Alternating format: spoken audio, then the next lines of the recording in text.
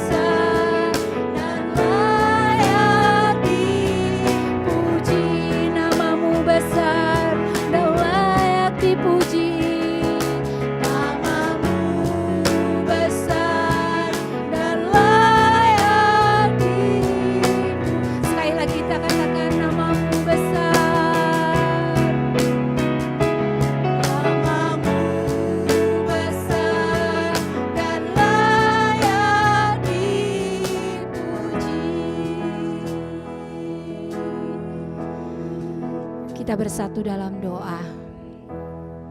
Sungguh hanya Engkau yang layak kami puji, hanya Engkau yang layak kami sembah. Sungguh nama-Mu yang besar, Tuhan kami Yesus Kristus. Kami segenap hati ya Bapa, rindu memuji memuliakan Engkau pada pagi hari ini Tuhan. Hanya Engkau yang layak, hanya Engkau yang maha tinggi, yang mampu menopang kehidupan kami, memberikan kami kekuatan baru ya Tuhan, di dalam menjalani hari-hari kami, di tengah kondisi kami pada saat ini Tuhan. Kami tahu kami lemah, kami tahu kami tak berdaya ya Tuhan. Hanya kekuatan dari-Mu Tuhan untuk setiap kami. Kami mampu melakukan hidup kami, aktivitas kami, apapun yang kami perbuat, semua daripada Tuhan. Tuhan, Engkaulah Allah yang sungguh tak terbatas. Biar pada saat ini kami mengalami begitu banyak cobaan, tapi Engkau mampu menopang kami ya Tuhan. Biarlah kerinduan kami pada pagi hari ini Tuhan, kami rindu mengagungkan Engkau, kami merindu meninggikan Engkau, kami rindu menyenangkan Engkau melalui puji-pujian kami. Kami naikkan syukur hanya kepadamu Tuhan. Demi nama Tuhan Yesus, Allah kami yang dahsyat, Allah kami yang berkuasa, Allah kami yang ajaib, kami sudah berdoa dan mengucap syukur. Amin. Saya mengundang setiap kita untuk kita bangkit berdiri. Kita akan mengakui pengakuan iman rasuli di hadapan Tuhan. Bersama-sama, pengakuan iman rasuli. Aku percaya kepada Allah, Bapa yang Maha Kuasa, Khalik langit dan bumi, dan kepada Yesus Kristus anaknya yang tunggal Tuhan kita, yang dikandung daripada Roh Kudus, lahir dari anak darah Maria, yang menderita sengsara di bawah pemerintahan Pontius Pilatus, disalibkan, mati dan dikuburkan, turun ke dalam kerajaan maut, pada hari yang ketiga, bangkit pula dari antara orang mati, naik ke surga, duduk di sebelah kanan Allah, Bapa yang Maha Kuasa, dan dari sana Ia akan datang untuk menghakimi orang yang hidup dan yang mati. Aku percaya kepada Roh Kudus, gereja yang kudus dan am, persekutuan orang kudus, pengampunan dosa, kebangkitan tubuh, dan hidup yang kekal. Amin. Silakan duduk Bapak Ibu Saudara sekalian. Ya, benar. Sungguh besar kasih dan anugerah Tuhan di dalam hidup kita. Semua karena pemeliharaan Tuhan, semua karena penyertaan Tuhan. Biarpun gunung-gunung beranjak dan bumi bergoncang, tetapi kasih setia Tuhan tidak pernah beranjak dari kita. Amin ya saudara terkasih. Mari kita naikkan pujian ini. Sungguh Tuhan, hatiku percaya.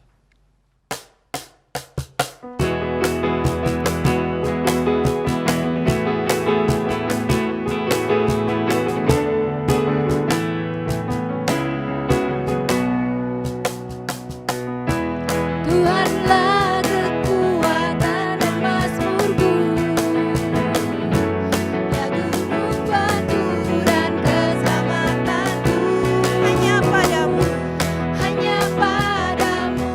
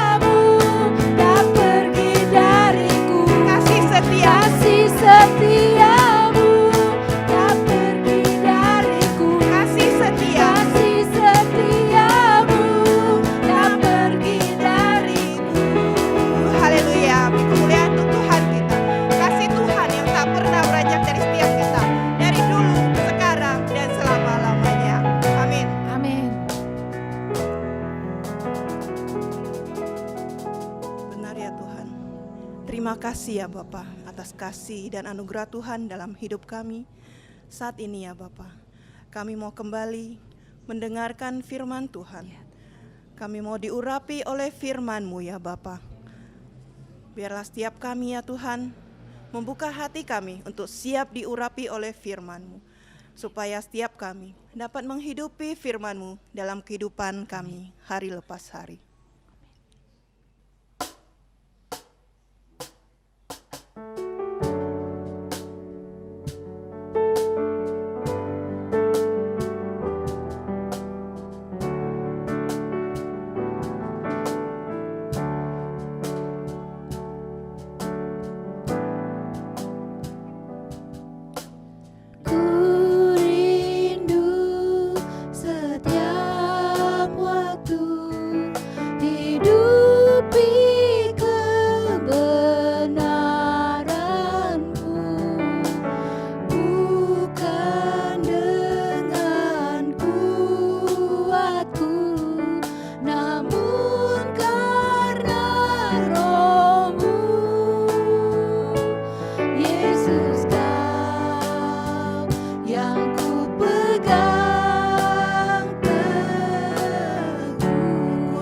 Setiap waktu Tuhan, hidupi kebenaran-Mu.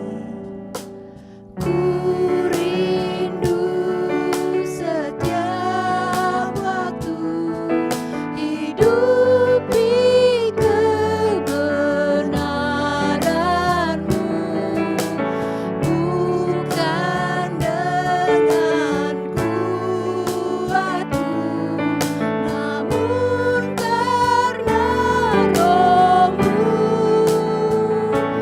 Yesus Kau yang ku pegang teguh. Engkaulah satu-satunya Tuhan kami.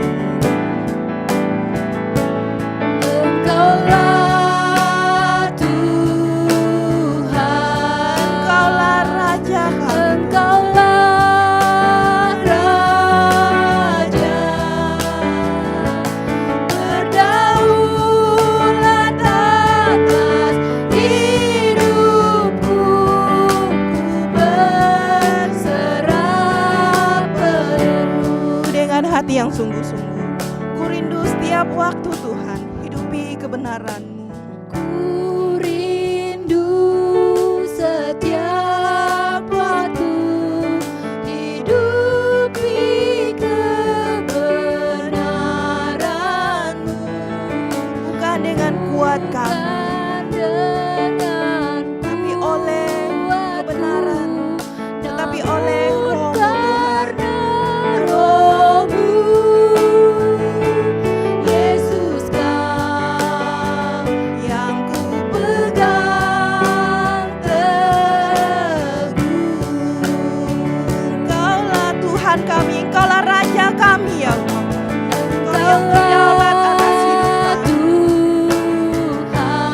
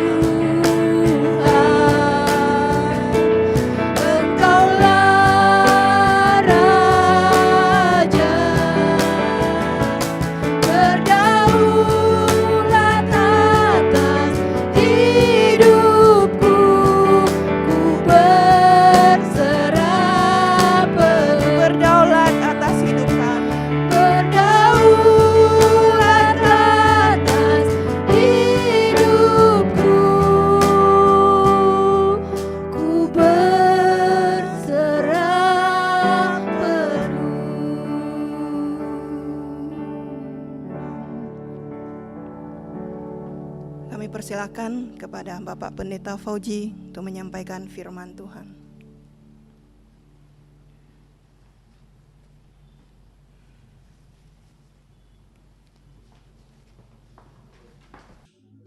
Shalom jemaat yang dikasihi Tuhan, kita mengucap syukur kepada Tuhan karena Tuhan masih memberikan kita kesempatan untuk boleh beribadah di minggu kedua bulan November ini. Sungguh anugerah Tuhan luar biasa dalam hidup kita.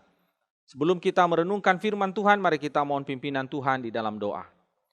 Tuhan yang penuh kasih dan rahmat, pagi hari ini izinkan kami untuk menghampiri tahta-Mu yang kudus, mendengarkan suara-Mu melalui hamba-Mu, agar setiap kami pagi hari ini dicerahkan baik dalam pikiran dan dalam jiwa kami, meluruskan jalan-jalan kami, dan biarlah hidup kami senantiasa memperkenankan hati-Mu. Bersabda kami siap mendengar, demi nama Tuhan Yesus kami berdoa. Amin. Saudara-saudara yang dikasihi Tuhan, firman Tuhan kepada kita pada pagi hari ini diberi judul, Jangan Dendam, Nanti Kasih Padam. Firman Tuhan terambil dari 1 Samuel pasal 24 ayat 11 sampai ayat yang ke-12. Sekali lagi 1 Samuel pasal 24 ayat 11 sampai ayat yang ke-12. Izinkan saya akan membacakannya bagi kita dan saudara-saudara mengikuti pembacaan ini di dalam hati masing-masing. Demikianlah firman Tuhan. Sekali lagi 1 Samuel 24 ayat 11 dan 12. Ketahuilah pada hari ini matamu sendiri melihat bahwa Tuhan sekarang menyerahkan engkau ke dalam tanganku dalam gua itu. Ada orang yang telah menyuruh aku membunuh engkau, tetapi aku merasa sayang kepadamu karena pikirku, aku tidak akan menjamah tuanku itu, sebab dialah orang yang diurapi Tuhan. Lihatlah dahulu ayahku, lihatlah kiranya punca jubahmu dalam tanganku ini. Sebab dari kenyataan bahwa aku memotong punca jubahmu dengan tidak membunuh engkau, dapatlah kau ketahui dan kau lihat, bahwa tanganku bersih daripada kejahatan dan pengkhianatan, dan bahwa aku tidak berbuat dosa terhadap engkau, walaupun engkau ini mengejar-ngejar aku untuk mencabut nyawaku. Saudara-saudara yang dikasihi Tuhan, ada satu adagium yang dianut oleh sebagian orang, bunyinya demikian. Ada hal-hal di dunia ini yang dianggap tidak patut dimaafkan, dan karena itu dendam harus selalu berlaku. Saudara sekalian, adagium ini dianut oleh sebagian orang Yahudi yang selamat dari kamp konsentrasi Nazi Jerman. Kita tahu bahwa kamp Nazi di Jerman adalah tempat yang sangat mengerikan bagi orang-orang Yahudi pada masa Perang Dunia yang kedua. Di situ tidak hanya terjadi penyiksaan tetapi juga pembunuhan. Sebagaimana kita ketahui bahwa di kamp-kamp itu saudara ada 6 juta orang Yahudi yang dihabisi oleh tentara Nazi. Nah saudara, setelah Perang Dunia yang kedua, sekelompok orang yang selamat dari kamp itu kemudian membentuk sebuah organisasi yang diberi nama Nakam. Nakam itu sendiri artinya para pembalas. Nah saudara, para anggota grup Nakam ini saudara itu terdiri dari 300 orang yang kemudian memiliki rencana untuk membalas dendam terhadap kekejian Nazi terhadap mereka. Dan pembalasan itu dimaksudkan untuk mengobati rasa sakit hati mereka karena perlakuan tentara Jerman atau tentara Nazi Jerman kepada mereka pada masa Perang Dunia Kedua berlangsung. Dan itulah sebabnya kemudian mereka merencanakan untuk melakukan pembalasan dengan 2 cara. Yang pertama, mereka ingin meracuni sungai yang mengalir dari kota-kota besar di Jerman pada waktu itu. Salah satunya adalah kota Berlin. Yang kedua, saudara, mereka ingin meracuni makanan dari para tentara Nazi yang pada waktu setelah Perang Dunia Kedua itu ditahan, dimasukkan dalam tahanan dan diawasi oleh tentara Amerika Serikat. Namun saudara sekalian, semua rencana itu berhasil digagalkan. Saudara sekalian, sejarawan Israel yang juga penulis buku biografi dari para orang-orang terkenal bernama Dina Porat, dia berkata begini dalam wawancara dengan Fox News. Dia mengatakan bahwa apa yang dilakukan oleh orang-orang yang bergabung dalam organisasi Nakam itu adalah sesuatu yang diperlukan sebelum mereka kembali kepada masyarakat. Atau dengan kata lain, sesuatu yang diperlukan sebelum mereka yang selamat atau menjadi korban daripada tentara Nazi itu kembali ke masyarakat. Nah saudara, pertanyaan saya pagi hari ini adalah apakah pembalasan dendam itu adalah sesuatu yang diperlukan oleh seseorang untuk kembali kepada kehidupan yang normal? Dan apakah benar bahwa ada gium yang mengatakan bahwa ada hal-hal yang patut, ada hal-hal yang tidak patut dimaafkan dan dendam itu harus berlaku, itu juga terjadi atau berlaku di dalam kehidupan kita sebagai orang Kristen, sebagai murid Tuhan pada hari ini? Nah, untuk menjawab pertanyaan itu, saudara, kita akan melihat ada dua kebenaran yang kita pelajari bersama dari kisah Raja Daud yang terdapat di dalam 1 Samuel pasal 24 ini. Kebenaran yang pertama yang kita lihat di sini adalah sikap hormat kepada Allah itu membuat orang tidak menyimpan dendam. Nah, saudara, kalau kita membaca mulai dari pasal 18, itu kita sudah renungkan minggu yang lalu, kita melihat bagaimana sikap Saul terhadap Daud. Saul itu sangat benci kepada Daud. Dan itulah sebabnya dia ingin membunuh Daud. Dia ingin menyingkirkan Daud dari hidupnya. Dan Saul itu memburu Daud. Dia memburu Daud seperti memburu binatang, saudara. Ia ingin melenyapkan Daud. Dan oleh sebab itu, saudara, kita melihat mulai dari pasal 18 sampai pada pasal 24 ini, Daud berpindah-pindah tempat menghindari perburuan yang dilakukan oleh Saul kepadanya. Saudara yang saya kasih dalam Tuhan, kalau kita membaca di dalam kitab Mazmur, maka kita melihat bagaimana keadaan atau kondisi yang dialami Daud pada masa-masa dia diburu, hendak dibunuh oleh Saul. Bagaimana kepedihan hatinya, bagaimana tekanan-tekanan yang dialaminya, bagaimana ketakutannya, bagaimana ketidakpastiannya, bagaimana penderitaan yang dialami oleh seorang Daud pada masa Saul itu memburunya seperti memburu binatang. Saudara yang saya kasih dalam Tuhan, tidak hanya itu. Saul juga menyakiti hati Daud dengan dia merencanakan untuk menikahkan Daud dengan putrinya. Dan kita tahu kemudian akhirnya ternyata putri yang hendak dinikahkan kepada Daud itu justru diberikan kepada orang lain, saudara.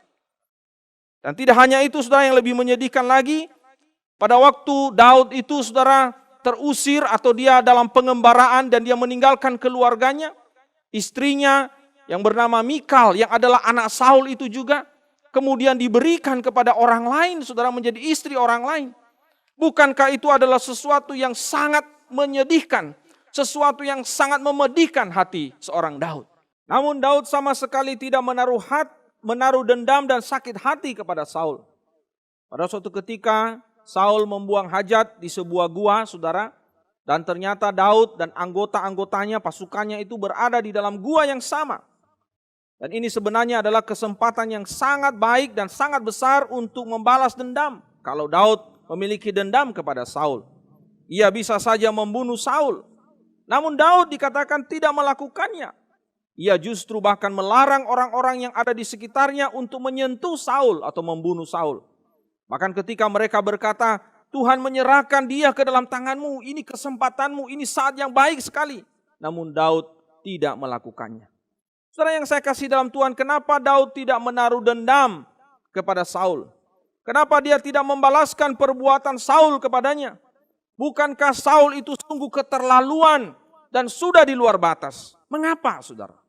Jawabannya adalah karena Daud itu menghormati Allah. Saul adalah orang yang diurapi oleh Allah. Itulah sebabnya Daud menghormati Saul sebagai orang yang diurapi Allah. Daud mengatakan demikian, sebab dialah orang yang diurapi oleh Tuhan. Saudara sekalian, di dalam banyak sekali peristiwa Daud selalu mengulangi kata ini. Saul adalah orang yang diurapi oleh Tuhan. Dan karena Daud adalah seorang yang menghormati Tuhan di dalam hidupnya, maka dia menghormati orang yang diurapi oleh Tuhan. Itulah sebabnya dia tidak menyentuh Saul, dia tidak membunuh Saul. Sebab kalau dia membunuh Saul, itu sama saja artinya dia menghina Tuhan. Dia tidak menaruh hormat kepada Tuhan yang telah mengurapi Raja Saul. Saudara yang saya kasih dalam Tuhan, di dalam ayat yang ke-11 dikatakan, aku merasa sayang kepadamu. Itulah sebabnya aku tidak membunuhmu. Itulah sebabnya aku tidak menyentuhmu. Dan kata aku merasa sayang kepadamu ini sebenarnya lebih tepat diterjemahkan, tetapi aku menyelamatkan engkau. Artinya saudara sekalian, bahwa Daud tidak mau membunuh Saul. Dia mau menyelamatkan Saul karena Daud itu menghormati Tuhan yang telah mengurapi Saul menjadi raja atas Israel. Nah saudara yang saya kasih dalam Tuhan, ini adalah prinsip yang sangat penting yang perlu kita ketahui di dalam hidup kita sebagai murid Tuhan. Kadangkala kita harus akui bahwa perlakuan orang lain kepada kita seringkali menyebabkan kita menaruh dendam dan sakit hati. Dan ada keinginan di dalam diri kita untuk melakukan pembalasan kepada orang yang pernah menyakiti hati kita. Atau orang yang pernah berbuat jahat kepada kita. Jujur saudara harus kita akui, jika ada kesempatan seperti yang dialami oleh Daud, maka kesempatan itu tidak akan kita lewatkan. Kesempatan itu tidak akan kita sia-siakan. Bahkan kita mungkin mencari pembenaran rohani, alasan yang rohani, alasan yang alkitabiah untuk bisa membalaskan perbuatan jahat orang lain terhadap kita. Sesungguhnya ketika kita menaruh dendam dan membalas kejahatan orang lain kepada kita, kita membalaskan itu, sesungguhnya saudara harus tahu satu hal, bahwa kita sedang menunjukkan bahwa kita tidak menghormati Allah di dalam hidup kita. Kenapa saudara? Ada beberapa alasan. Yang pertama, karena dengan kita dendam kepada orang lain, itu sebenarnya kita sedang menunjukkan bahwa kita sedang melawan perintah Tuhan. Bukankah Tuhan memberikan perintah kepada kita, kasihilah musuhmu? Bukankah Tuhan memberikan perintah kepada kita, kalau orang tampar pipi kananmu, berikan pipi kirimu? Tetapi ketika kita menaruh dendam di dalam hati kita, bahkan membalaskan sakit hati kita kepada orang lain, bukankah itu menunjukkan bahwa kita dengan terang-terangan melawan Tuhan? Dan kalau kita melawan Tuhan itu berarti kita tidak menghormati Tuhan di dalam hidup kita. Yang kedua, saudara, jika kita membalas perbuatan orang jahat kepada kita, maka sesungguhnya kita tidak menghormati Allah yang telah menciptakan manusia ciptaannya itu. Saudara, kita tahu bahwa Allah menciptakan manusia dikatakan oleh Alkitab sungguh amat baik. Tetapi dosalah yang membuat manusia akhirnya menjadi begitu rusak, begitu buruk. Dan sekali lagi saya mau katakan bahwa bukan karena manusianya, tetapi karena dosanya. Karena dosalah yang membuat manusia itu melakukan kejahatan kepada sesamanya. Dan itu juga yang mungkin kita alami di dalam hidup kita, perlakuan orang lain kepada kita. Dan kalau kita kemudian membalaskan, melakukan sesuatu yang sama dengan apa yang orang lain lakukan terhadap kita, itu juga menunjukkan bahwa kita menghina Allah.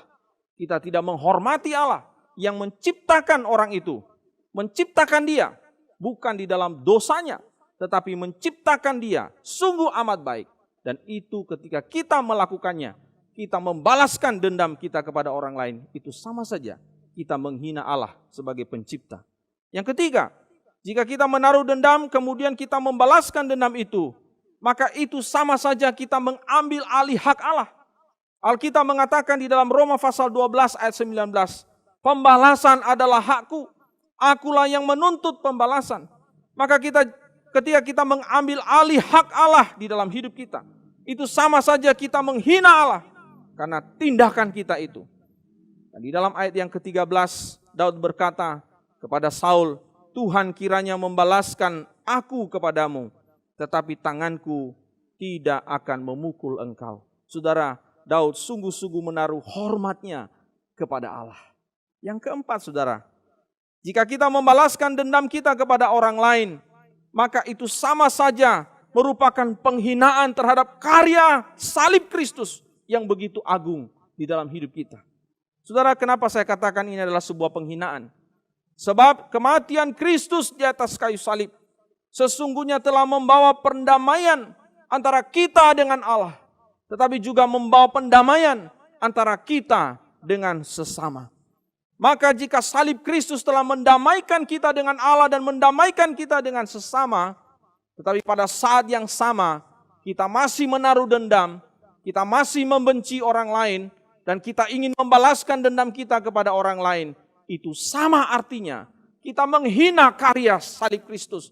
Kita menghina perbuatan Allah yang sangat besar yang kita selalu nyanyikan, agungkan betapa luar biasanya kasih-Nya. betapa luar biasanya pengampunannya di dalam kehidupan kita, umatnya.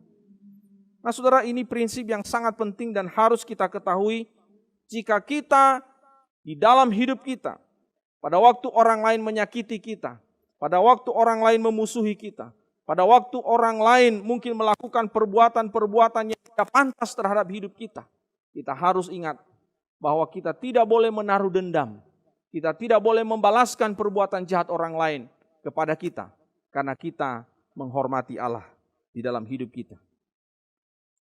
Seorang wanita berkulit hitam yang tua renta dengan perlahan-lahan bangkit berdiri di sebuah ruang pengadilan di Afrika Selatan beberapa puluh tahun yang lalu.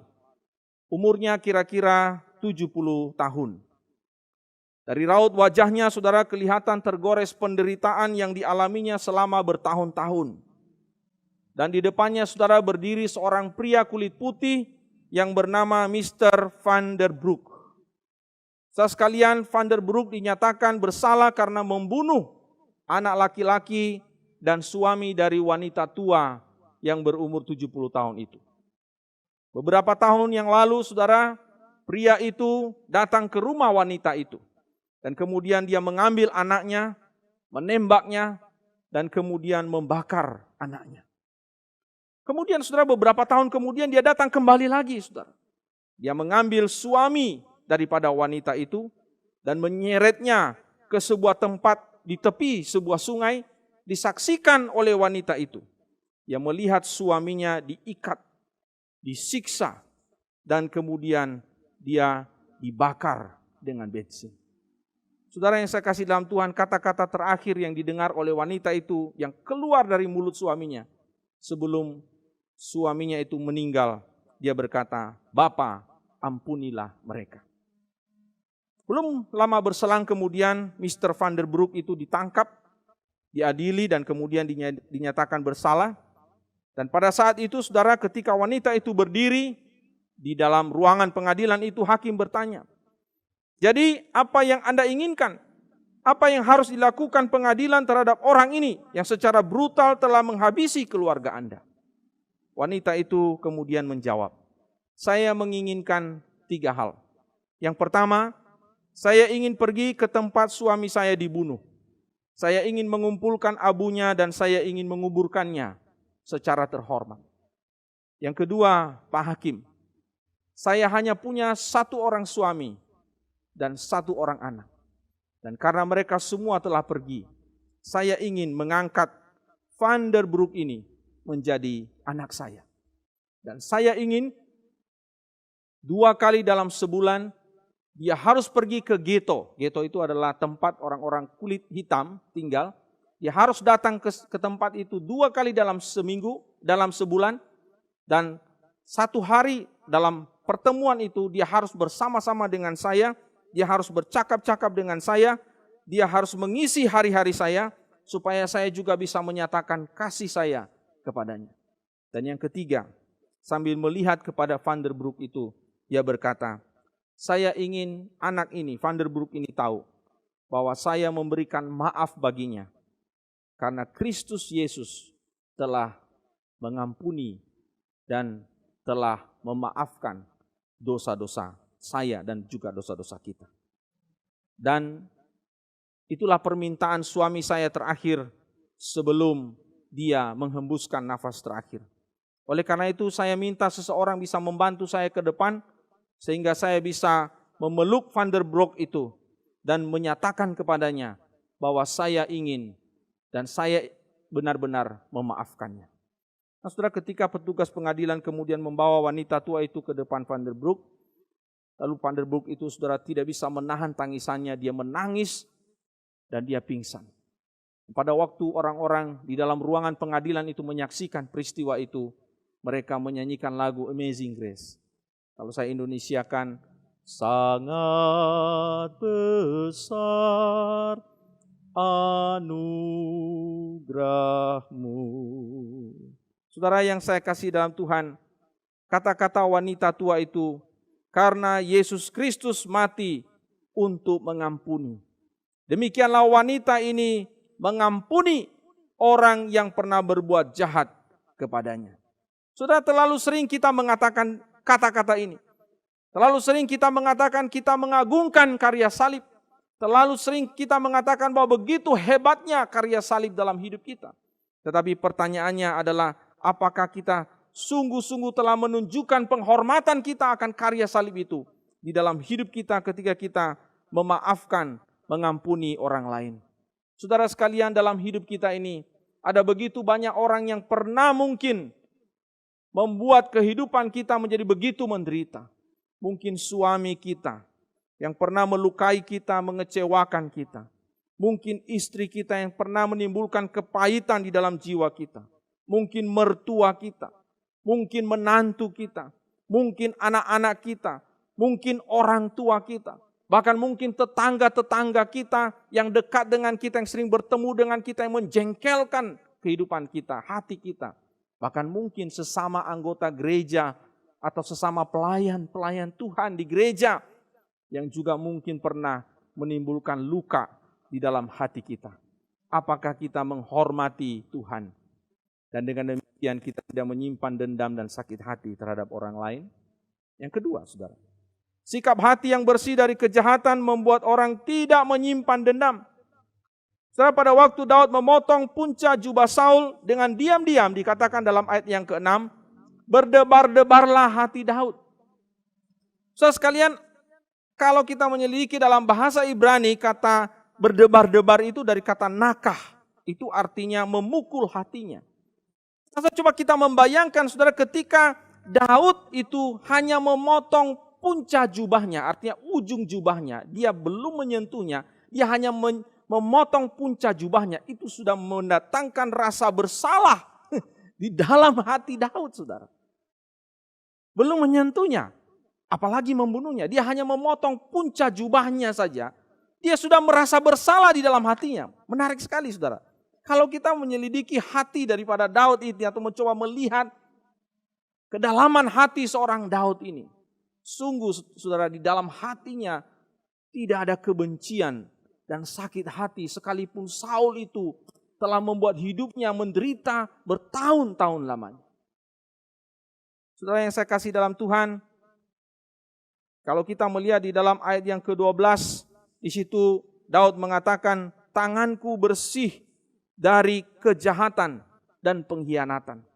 Sebenarnya ini lebih tepat diterjemahkan dengan tidak bermaksud jahat ataupun durhaka.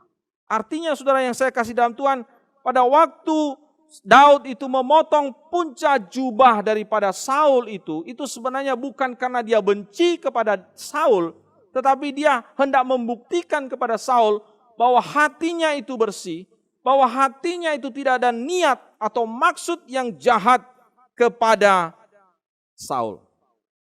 Nah, saudara yang saya kasih dalam Tuhan, niat dan maksud-maksud itu, maksud-maksud jahat itu berkaitan dengan hati manusia. Dan Daud benar-benar tulus mengasihi Saul. Sama sekali tidak ada niat jahat di dalam hatinya untuk membunuh Saul. Bahkan ketika kesempatan yang besar itu ada di depan matanya, sama sekali tidak ada niat yang jahat, niat yang timbul di dalam hatinya untuk membalas perbuatan jahat Saul kepadanya. Saudara yang saya kasih dalam Tuhan, terlalu sulit bagi kita menemukan hati yang bersih seperti ini, bukan? Terlalu sulit. Saya mau katakan, dunia ini penuh dengan kepalsuan. Kadangkala perbuatan yang baik yang dicitrakan, dinyatakan kepada sesama, kepada orang lain, sebenarnya membungkus niat, maksud-maksud yang jahat, yang terselubung, yang belum dinyatakan. Dan pada saat itu dinyatakan, maka kejahatan itu akan diluapkan dengan tanpa terkendali. Kita hidup dalam dunia yang penuh kepura-puraan. Kita hidup dalam dunia yang penuh dengan kepalsuan. Seolah-olah baik, seolah-olah aman. Tetapi sesungguhnya di dalam itu menyimpan sesuatu yang suatu saat itu akan meledak. Daud adalah seorang yang selalu menjaga hatinya untuk selalu bersih dari kecemaran dan kejahatan. Di dalam Mazmur pasal 139 ayat 23, Daud berkata, Selidikilah aku ya Allah dan kenalah hatiku. Ujilah aku dan kenalah pikiran-pikiranku. Dalam Mazmur pasal 26 ayat 2 dikatakan, ujilah aku ya Tuhan dan cobalah aku. Perhatikan, selidikilah batinku dan hatiku. Saudara sekalian, Daud memiliki hati yang selalu ingin dibersihkan, disucikan, diselidiki oleh Allah. Namun sekalipun demikian, Daud tidak boleh terlalu kita agungkan. Karena Daud juga bukan manusia yang sempurna. Hanya Yesus yang memiliki hati yang sempurna di dalam kesucian dan kebersihan. Daud pernah gagal dalam menjaga hatinya. Dia pernah jatuh. Dia pernah pada suatu saat cemar di dalam kehidupannya. Dia merencanakan untuk membunuh Uria. Dan itu kemudian menjadi kenyataan. Tetapi kemudian kita lihat di dalam Alkitab ketika dia sadar akan dosanya. Daud datang kepada Tuhan. Dia menyesal, dia mohon ampun kepada Tuhan. Dengan sungguh-sungguh, dengan air mata. Dengan kehancuran hati. Dia membawa hatinya sudah cemar itu. Untuk dibersihkan oleh Tuhan. Dan dipulihkan oleh Tuhan. Saya katakan kepada saudara bahwa kita pun bisa saja tidak mampu menjaga hati kita dari kecemaran. Hati kita bisa tercemar dengan dendam dan keinginan-keinginan yang terselubung untuk membalaskan perbuatan jahat orang lain kepada kita. Jika ada kesempatan maka kita akan melakukan pembalasan itu. Bahkan pembalasan yang lebih besar dan lebih jahat kepada orang lain. Saudara, saya pernah mendengar dan berkali-kali, dan mungkin juga kita semua mendengar orang berkata begini, oh saya tidak dendam kepadanya. Enggak kok. Padahal sebenarnya di dalam hatinya terbakar, saudara. Terbakar oleh dendam. Kita mungkin juga seringkali mendengar orang berkata, oke, saya memaafkanmu, oke, saya akan menerima permohonan maafmu. Tapi sebenarnya saudara sekalian di dalam hatinya tersimpan sakit hati, tersimpan dendam yang membara, yang suatu saat dia akan lampiaskan dan dia akan balaskan. Saudara sekalian, saya katakan bahwa tidak mudah untuk bisa menjalani kepahitan atau menjalani luka-luka di dalam hidup kita akibat perlakuan orang lain terhadap kita. Saya tidak menganggap remeh perbuatan jahat orang kepada kita. Saya tidak menganggap ringan sikap atau kejahatan orang lain kepada kita. Saya katakan itu bukan hal yang mudah untuk dilupakan, bukan hal yang mudah untuk dilalui. Saya pernah mengalami hal itu, saudara. Saya pernah mengalami perlakuan-perlakuan yang jahat bahkan tidak manusiawi di dalam sejarah hidup saya sampai pada hari ini. Entah dengan kata-kata, entah dengan tindakan yang dalam tanda petik secara manusia itu sulit untuk bisa diterima dan dimaafkan.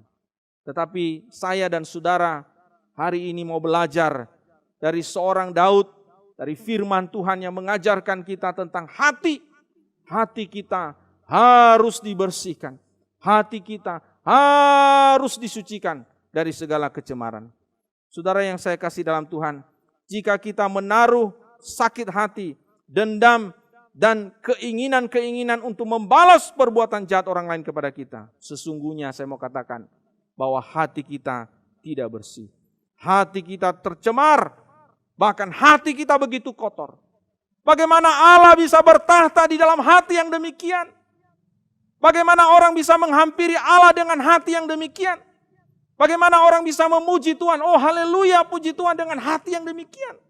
Bagaimana orang bisa melayani Tuhan dan bersaksi tentang kasih Tuhan kepada orang lain kalau hatinya tercemar, kalau hatinya masih menyimpan dendam, kalau hatinya masih menyimpan rencana untuk membalaskan kejahatan orang lain kepadanya. Saudara, hanya dengan anugerah Tuhan, kalau kita mau datang kepadanya, maka Ia akan membersihkan hati kita dari segala kecemaran dan Dia akan menaruh hati yang baru di dalam hati kita. Hati yang mau taat kepada Allah, hati yang mau mengampuni sesama kita. Di dalam Yehezkiel pasal 36 ayat 26 dikatakan, kamu akan kuberikan hati yang baru dan roh yang baru di dalam batinmu. Dan aku akan menjauhkan dari tubuhmu hati yang keras dan kuberikan kepadamu hati yang taat. Kalau selama ini hati kita begitu keras, penuh dengan kebencian dan dendam dan keinginan untuk membalaskannya.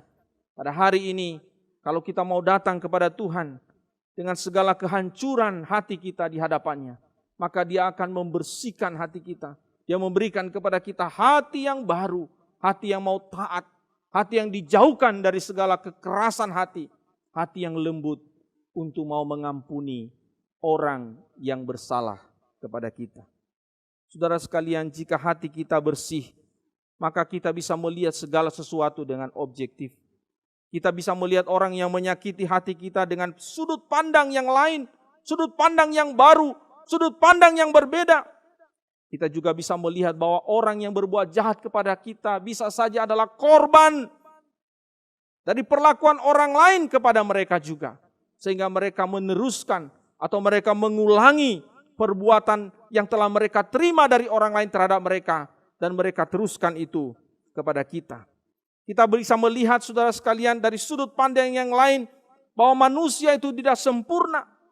Dan justru kalau kita melihat di dalam sejarah manusia, Allah memakai orang-orang yang tidak sempurna itu. Dan sama juga seperti kita yang tidak sempurna ini, melayani Tuhan dan hidup di hadapan Tuhan sebagaimana kita ada sampai hari ini. Dan hati yang bersih, hati yang disucikan, hati yang baru itu akan menolong kita untuk melihat secara objektif bahwa ada maksud-maksud Tuhan yang indah di balik setiap peristiwa yang kita alami, kepahitan, kekecewaan, penderitaan, kekejaman-kekejaman yang mungkin kita alami dalam hidup kita ini. Untuk mendewasakan kita, membentuk kita, dan menjadikan kita orang-orang yang mampu mengasihi orang lain, membalas kejahatan orang lain dengan kasih kita. Dan kasih itu adalah kasih yang sempurna dari Tuhan. Saudara, seorang pemuda bernama Johnson, sejak kecil dia sudah menaruh dendam kepada ayahnya. Kenapa, saudara? Sebab Johnson diperlakukan kasar dan kejam oleh ayahnya. Ayahnya tidak hanya berlaku kejam kepada Johnson, tetapi juga kepada ibunya dan saudara-saudaranya. Itulah sebabnya saudara, berkali-kali Johnson ngomong kepada mamanya. Dia bersumpah, dia berkata begini, "Mak, lihat ya mak, kalau nanti saya udah besar, akan kubunuh itu papa." Saudara, berkali-kali dia mengatakan kata-kata itu. Yang paling diingat oleh Johnson, suatu hari papanya itu sakit, saudara. Ya, dan pada waktu dia sakit, dia minta istrinya, anak-anaknya itu harus pijit kakinya. Nah hari itu saudara, Johnson yang pijit kaki papanya. Nah pada waktu malam itu dia memijit kaki papanya yang sakit itu, dia tertidur saudara. Jadi sambil dia duduk di pinggir ranjang, dia tertidur. Nah pada waktu papanya lihat dia tertidur sambil mijit kakinya saudara, kaki papanya itu langsung refleks, dia tendang kepala anaknya itu sampai tubuh dari Johnson yang masih kecil itu terlempar saudara. Dan itu adalah kesan yang sangat dia ingat. Menyakitkan sekali. Dan dia selalu ingat sampai dia bertumbuh menjadi seorang pemuda, saudara, menjadi seorang yang dewasa. Namun dendam itu tidak bisa terwujud, saudara. Karena ayahnya keburu meninggal. Dan pada waktu ayahnya meninggal, saudara, karena komplikasi, Johnson tidak menangis, saudara. Pada waktu orang-orang yang datang berkunjung memberikan ucapan duka, menangis, bahkan ada yang meraung-raung, saudara, Johnson justru tersenyum, saudara. Dalam hati dia berkata, syukur papa cepat meninggal. Saudara yang saya kasih dalam Tuhan, setelah ayahnya meninggal, Johnson kemudian tinggal bersama bibinya ya untuk melanjutkan pendidikannya di kota yang lain. Saudara, setali 3 uang, saudara. Bibinya sama juga. Hanya bibinya tidak pukul dia, tapi kata-kata bibinya, saudara, waduh, tiap hari begitu menyakitkan. Kata-katanya kasar. Setiap hari kata-kata binatang keluar dari mulut seorang bibi kepada Johnson. Kecoa lu, bebek lu, dan sebagainya. Ya, kira-kira itu gambarannya. Kata-kata makian tiap hari menjadi makanannya. Saudara, kalau di rumah Johnson itu manis sekali. Dia nurut, patuh, taat ya sebagai seorang anak yang bertumbuh remaja ya, makin besar. Tapi saudara sekalian, kalau di luar rumah dia menjadi liar dan buas. dia suka tawuran, dia suka berkelahi, dan kalau dia pukul lawannya, saudara ya, kalau dia pukul lawannya, dia membayangkan lawannya itu seperti bapaknya atau bibinya, saudara ya. Jadi kalau dia tinju, ya lawannya itu, dia itu membayangkan itu wajah papanya, saudara. Coba bayangkan, saudara. Kalau dia cekik temannya, saudara, dia mencoba membayangkan bahwa orang yang di hadapannya itu adalah papanya sendiri, dia cekik, saudara. Kalau dia injek seseorang, dia membayangkan bahwa orang dia injek itu adalah papanya atau bibinya. Dia mencoba untuk melampiaskan dendamnya dan sakit hatinya kepada orang-orang yang dia pukul, dia tendang, dia cekik, dia injek. Sampai suatu hari Johnson mengikuti sebuah retreat di sekolahnya, dan di situ dia mendengarkan firman Tuhan yang berbicara tentang hati manusia. Hati yang tercemar, hati yang penuh dengan dendam dan sakit hati. Johnson menyadari hatinya tidak lagi bersih. Dia menyimpan sakit hati kepada ayahnya dan bibinya. Dan dia tahu bahwa hati yang cemar itu membuat dia tidak bisa mengalami damai sejahtera di dalam hatinya. Hidupnya selalu dipenuhi dengan amarah. Hidupnya selalu jauh daripada damai sejahtera yang selalu sebenarnya dirindukannya di dalam hatinya. Hidupnya penuh dengan kepahitan. Dan pada waktu itu, saudara, dia datang meresponi panggilan Tuhan kepadanya. Dengan hati yang hancur, pada waktu altar call panggilan kepada anak-anak muda yang hadir dalam retreat itu, dia datang kepada Tuhan dan dia berkata, Tuhan, hati saya kotor, hati saya cemar. Saya merindukan damai sejahtera Tuhan memenuhi hidup saya. Maka hati yang cemar, hati yang penuh dengan dendam, kepahitan, kemarahan ini, aku mau bawa kepada Tuhan untuk dibersihkan oleh Tuhan. Dan diganti dengan hati yang taat, hati yang baru, hati yang lembut, yang berasal daripada Tuhan. Pada akhirnya saudara Johnson mengalami pembaharuan dari Tuhan.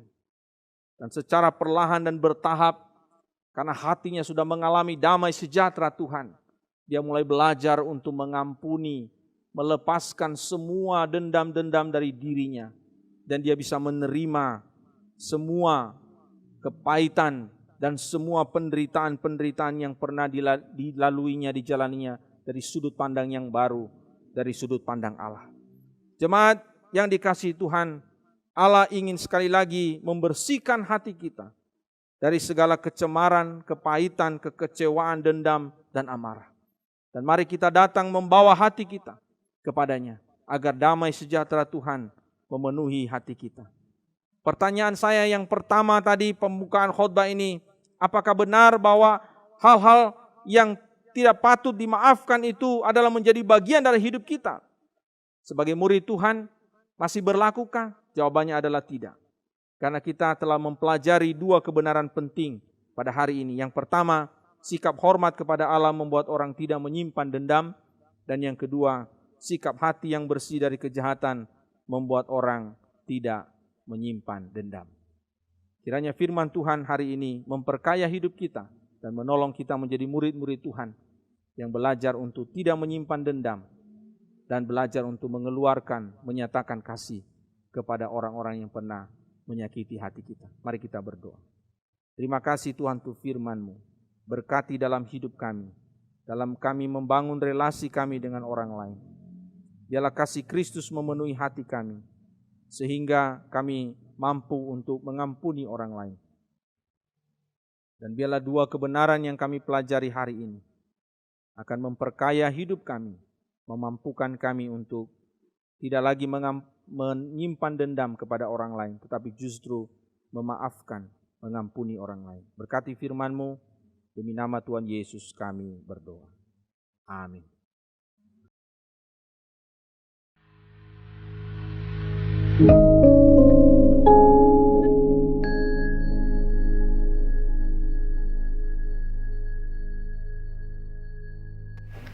Orang Kristen adalah murid Kristus yang bersemangat melihat apa yang Tuhan kerjakan untuk membangun kerajaan-Nya di dunia dan ingin mengambil bagian di dalamnya. Bila memandang Indonesia, bahkan dunia ini, kita menemukan ratusan suku bangsa dengan beragam budaya dan bahasanya masing-masing. Sayangnya sebagian di antara mereka belum mengenal namanya, apalagi menyembah Dia. Tuhan sangat mempeduli setiap suku bangsa. Bagaimana mereka dapat percaya kepada Dia jika mereka tidak mendengar tentang Dia?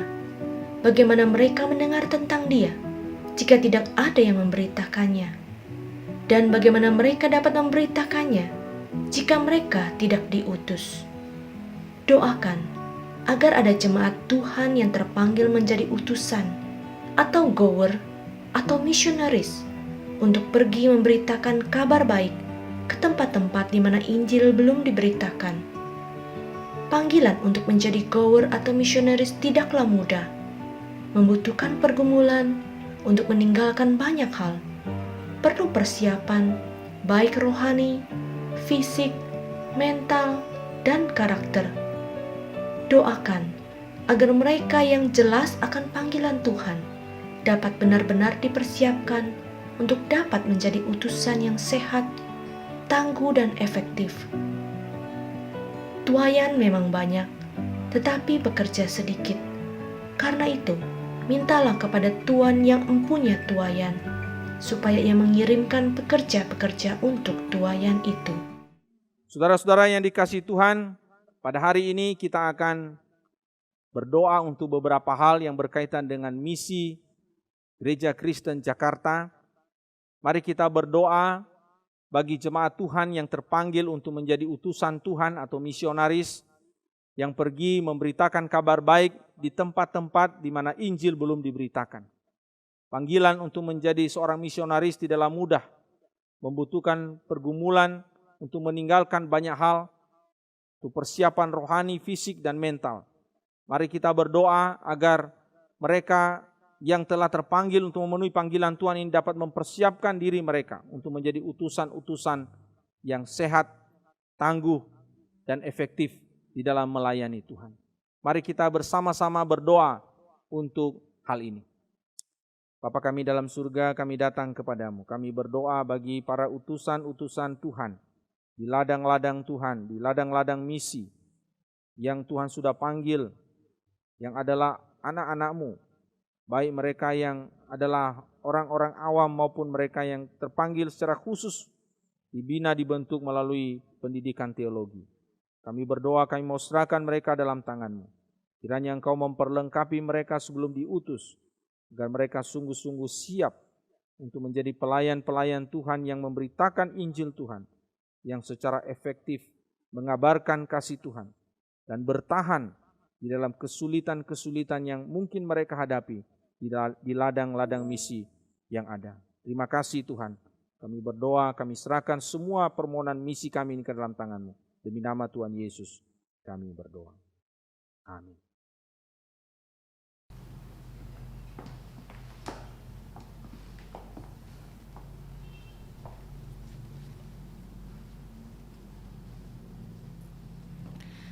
Terima kasih untuk firman Tuhan yang sudah disampaikan pada Bapak Pendeta Puji Duhu Lagu untuk setiap kita.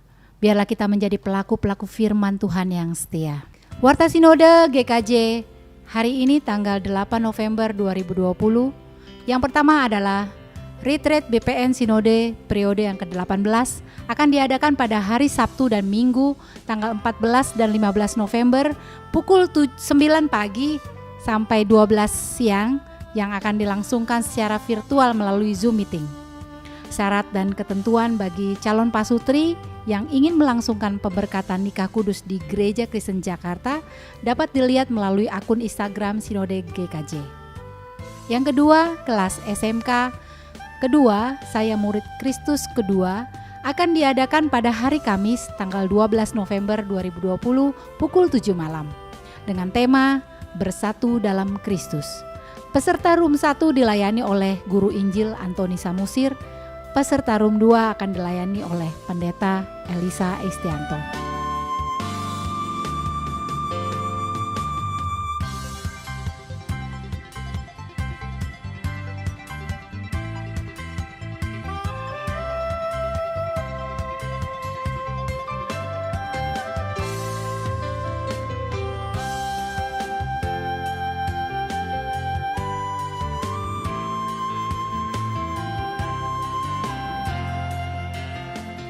Kiranya seluruh peserta SMK 2 dapat mempersiapkan diri dan hadir tepat waktu.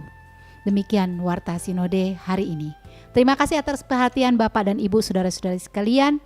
Tuhan Yesus memberkati kita. Kita akan memberikan persembahan untuk Tuhan. Kita mau memberikan persembahan dapat ditransfer melalui rekening gereja masing-masing ataupun scan barcode yang ada di layar berikut ini. Kita akan iringi dengan pujian kasih Bapa. Kasih yang sungguh terus memberikan kita penyertaan. Kasih yang terus memberikan kita damai sejahtera. Kasih yang tak berkesudahan untuk setiap kita.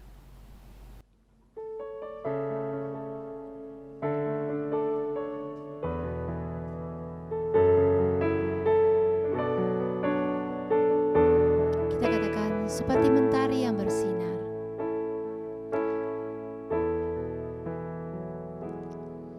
Seperti mentari yang bersinar, seperti itu kasih Bapa, seperti gelombang samudra, takkan pernah berhenti Kau mengasihiku. Seperti tingginya langit biru, demikian tinggi kasih Bapa, sedalam lembah bayang maut, demikian dalam Kau tebus hidupku.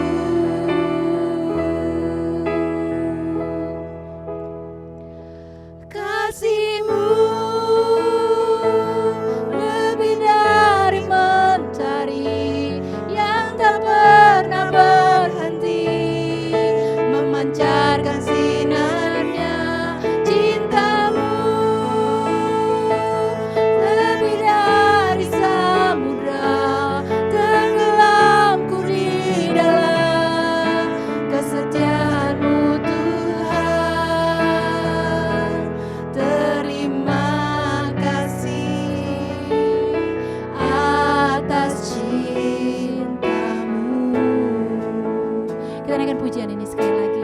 Sungguh kasih Tuhan, kasih Bapa, seperti mentari yang bersinar, seperti itu kasih Bapa,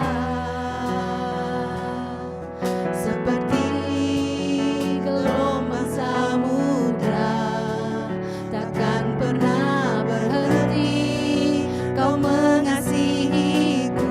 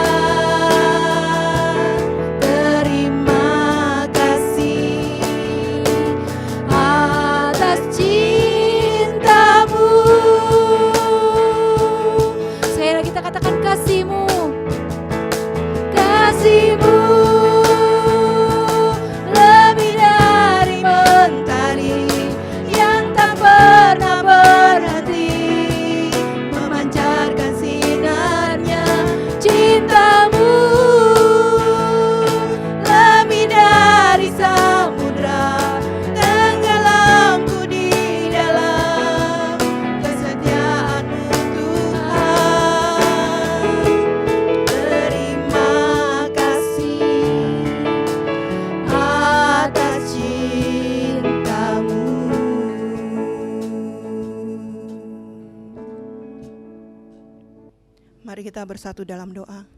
Terima kasih ya Tuhan, sungguh kesempatan yang indah pada setiap kami ya Tuhan, menyatakan ucapan syukur kami lewat persembahan ini.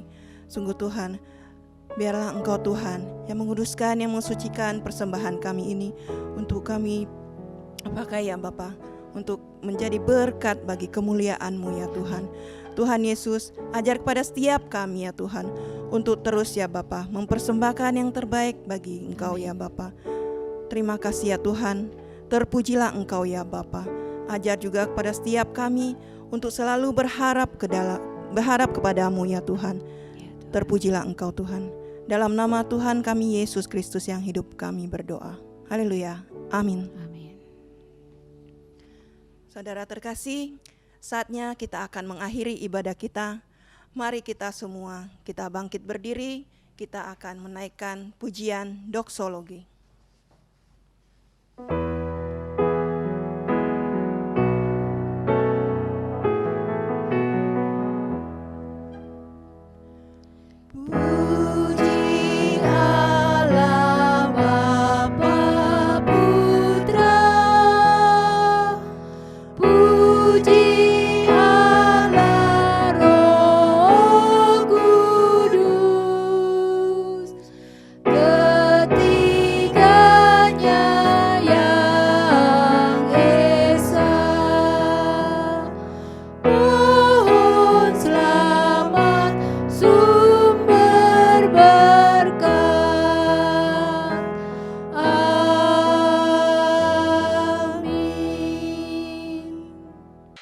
Saudara-saudara yang dikasihi Tuhan, pergilah, jadilah duta-duta Kristus yang membawa kasih Tuhan dan perdamaian bagi dunia ini.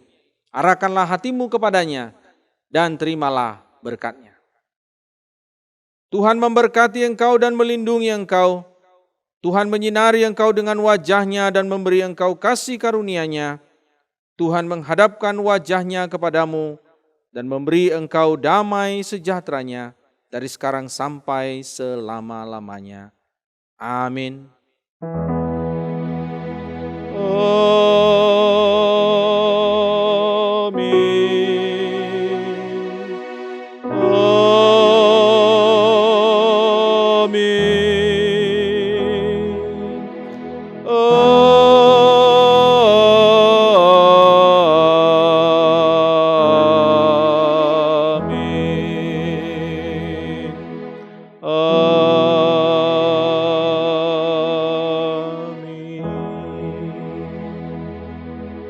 Jemaat duduk kembali, ibadah hari ini selesai.